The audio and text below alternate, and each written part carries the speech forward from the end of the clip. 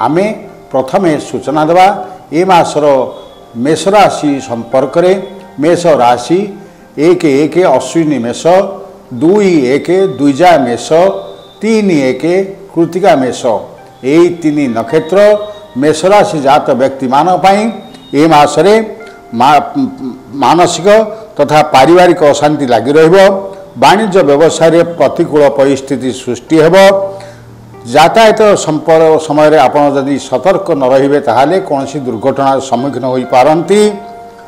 आपणकर ए मासरे असावधानता जोगु कार्यालय अपमानित होवार संभावना रही।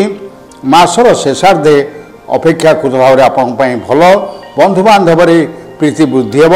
आर्थिक लाभ सह सम्मान वृद्धि हेब। आत्मीय सह मिलन नूतन बंधु प्रस्ताव स्थिर होबार संभावना रही। कर्मजीवी मासटी भल नुहे।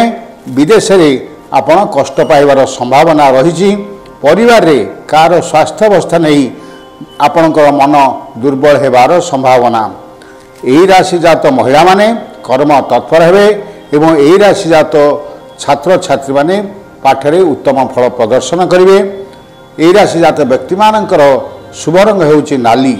आउ सतर्कता दिवस होउची जुलाई 19, 20, अगस्त 13, 14 एवं 15।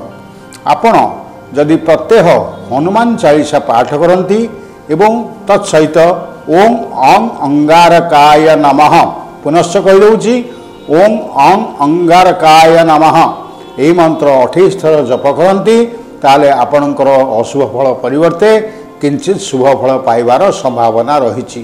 किंतु आपण माने प्रत्येक मंगलवार दिन आमिष भक्षण विरत रहिबा जरूरी।